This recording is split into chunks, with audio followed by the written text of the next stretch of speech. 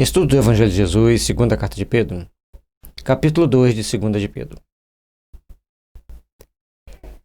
E também houve entre os povos falsos profetas, como entre vós haverá também falsos doutores, que introduzirão encobertamente heresias e perdição, e negarão o Senhor, que os resgatou, trazendo sobre si mesmos repentina perdição.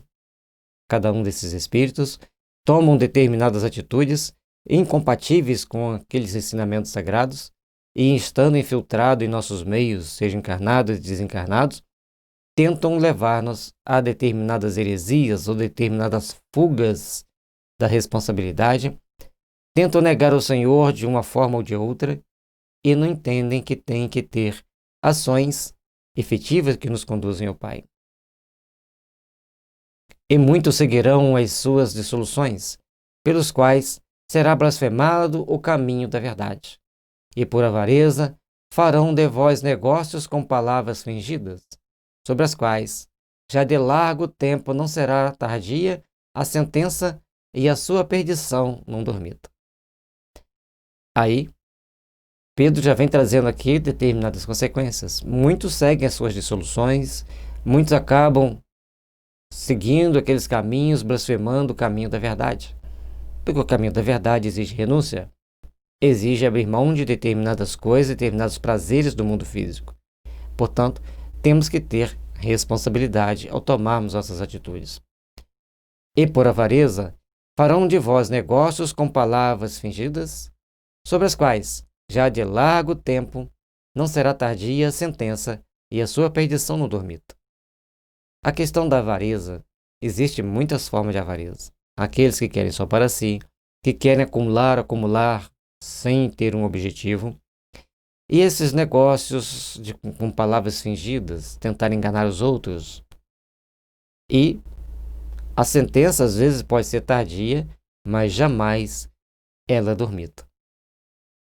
Eles caminharão por um caminho ou por outro, passarão por certas situações, mas todos arcarão com as consequências dos seus atos.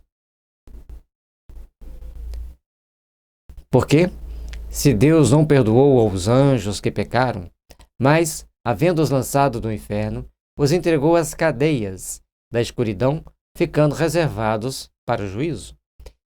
E não perdoou ao mundo antigo, mas guardou a Noé, pregoeiro da justiça, com mais 7 pessoas, ao trazer o dilúvio sobre o mundo dos ímpios.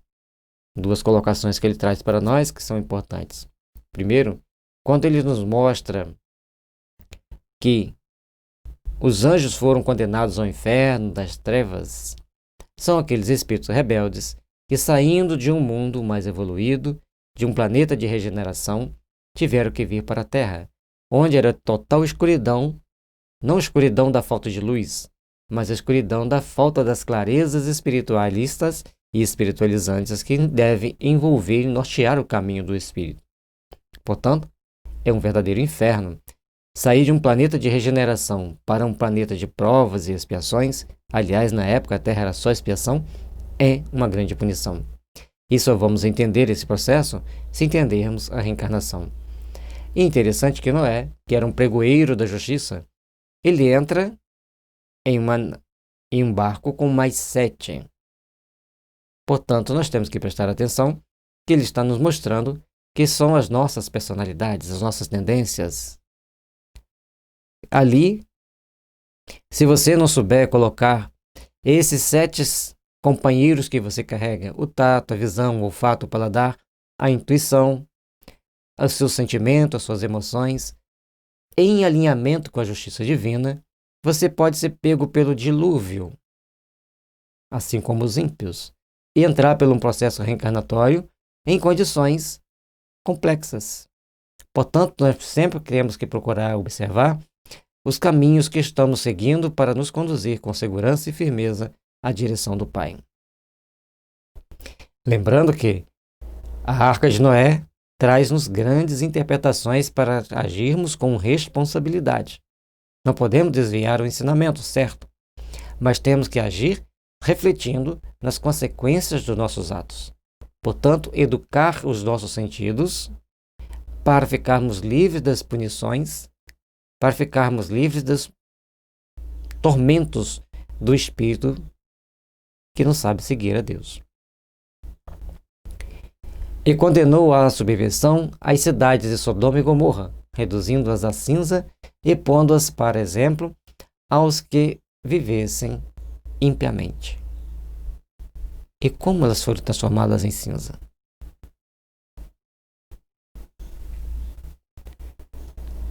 Não sei responder. E livrou o justo Ló, afastado da vida dissoluta dos homens abomináveis. Por este justo, habitando entre eles, afligia todos os dias a sua alma justa pelo que via e ouvia sobre as suas obras injustas. Então eram pessoas que tomavam atitudes, ações, com isso estavam sempre fazendo o que não se devia, falando o que não era justo, o que não era compatível com a justiça divina, e Ló, no meio deles, sentia-se atordoado, incomodado, e portanto ele é retirado dessas cidades, quando elas então sucumbem-se a uma força transcendente. Assim sabe o Senhor livrar da tentação os piedosos e reservar os injustos para o dia de juízo para serem castigados. Mas principalmente aqueles que, segundo a carne, andam em concupiscência, de imundícia e desprezam as dominações. Atrevidos, obstinados, não receiam blasfemar das autoridades. E aqui já traz para a gente algumas tendências que nós temos que ficar atentos. Livrar das tentações, dos perigos. Termos cuidados para não sermos injustos no dia do juízo, porque teremos que arcar com as responsabilidades de todos os nossos atos, e a lei é para todos. Mas também temos que procurar entender que muitos andam segundo a concupiscência de cada um, com imundícias e desprezam as dominações. Não respeitam as leis, não respeitam as ordens. Por isso são pessoas atrevidas, obstinadas, e estão sempre blasfemando das autoridades. Se você não respeita as autoridades do mundo, como você vai respeitar a autoridade de Deus? Portanto, temos que ficar atentos em como agimos e interagimos diante das autoridades, diante das condições que a vida nos deu, que a vida nos colocou, para aprendermos a seguir os caminhos que nos conduzem a Deus. E a questão das blasfêmias, a gente tem que ficar muito atento, porque se a gente está sempre blasfemando, se a gente vai deixando esses maus instintos a criarem asas, quando a gente vê, a gente está num caminho perigoso e complexo.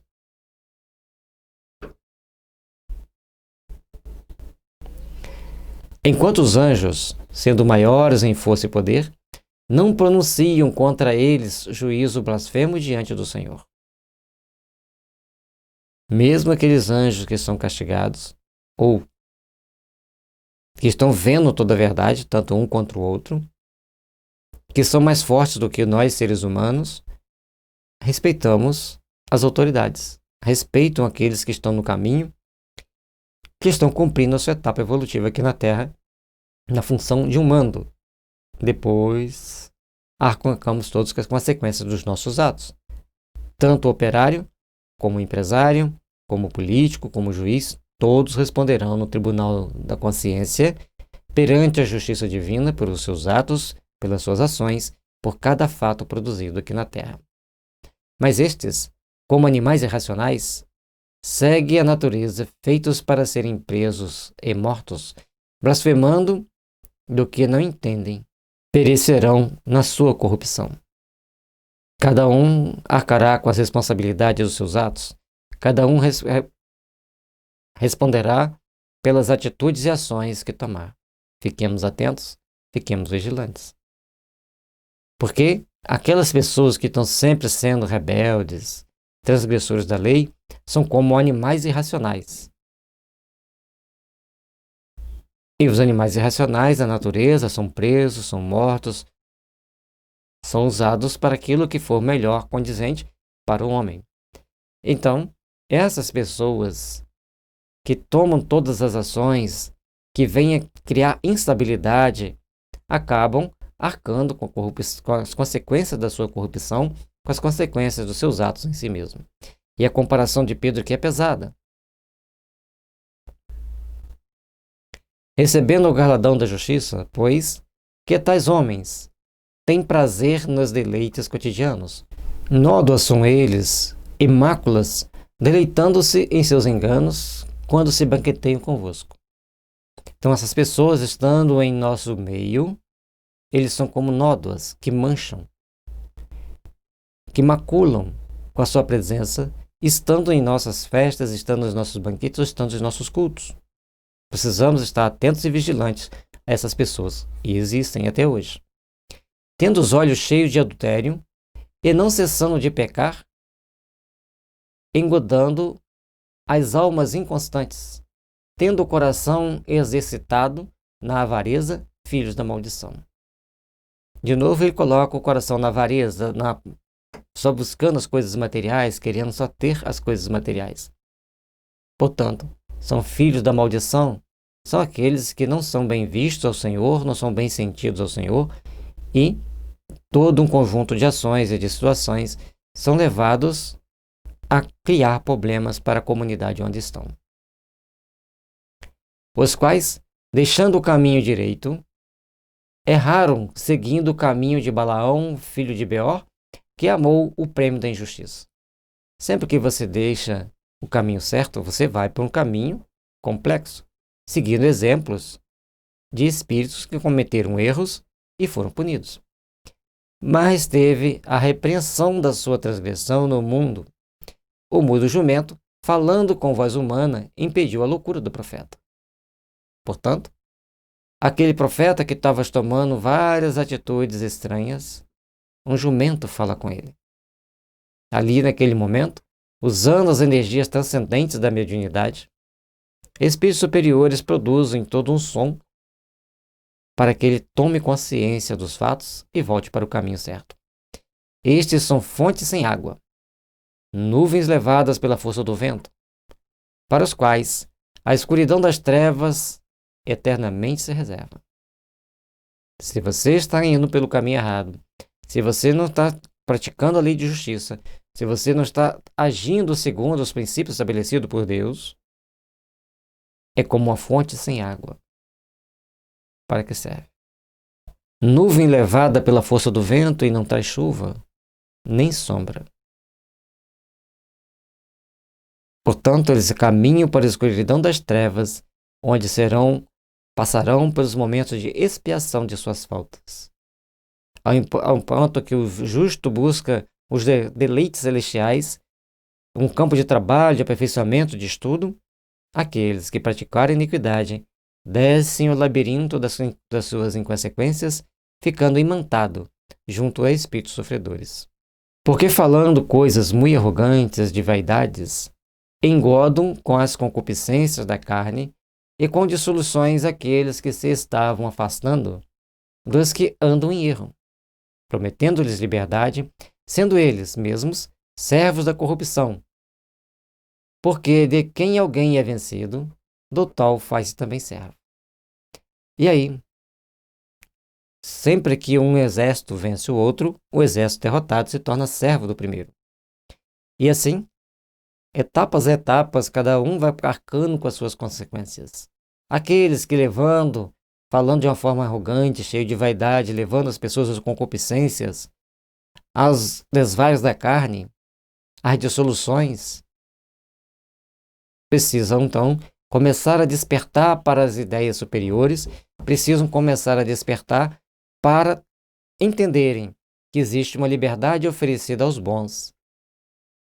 Mas aquela liberdade que é oferecida pelos aqueles que são servos da corrupção,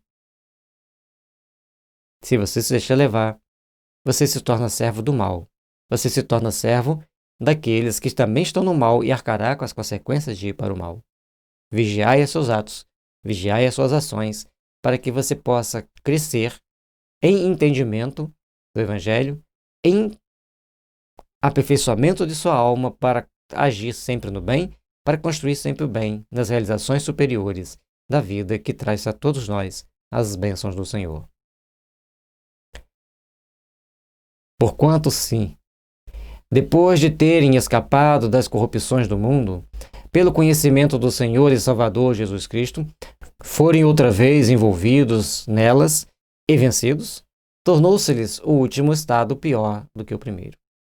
À medida que você se torna cristão, à medida que você procura se esforçar para praticar o Evangelho, e você se deixa levar para os caminhos do mal, ou seja, pelos enganos do mundo, pelas cobiças da carne, o seu estado espiritual vai ser pior do que você estava antes de se tornar cristão. Portanto, sejamos cristãos, sejamos fiéis a Deus, sejamos fiéis aos ensinamentos de Jesus. Porque melhor lhes fora não conhecerem o caminho da justiça, do que, conhecendo-o, desviarem-se do santo mandamento que lhes fora dado. Desse modo, sobreveio-lhes o que por um verdadeiro provérbio se diz: o cão voltou ao seu próprio vômito, a porca lavada ao espojadouro de lama. As palavras de Pedro são muito fortes. Ele nos mostra que nós temos que ter muito cuidado. Assim como se você der um banho num porco ou numa porca, ela vai estar limpinha, mas ela vai procurar a lama para se espojar, porque é o natural do porco se espojar na lama. Da mesma forma, aqueles que procuram o Evangelho, mas não querem se modificar, não querem seguir os caminhos retos que conduzem ao Pai, começam a tomar ações e atitudes cada vez mais inconsistentes, mais incondizentes, criando problemas e outros problemas e mais dificuldades para o nosso tratamento íntimo, para o nosso fortalecimento íntimo, criando assim condições de fazermos-nos ou de estarmos em piores condições do que estávamos antes de nos tornar cristão.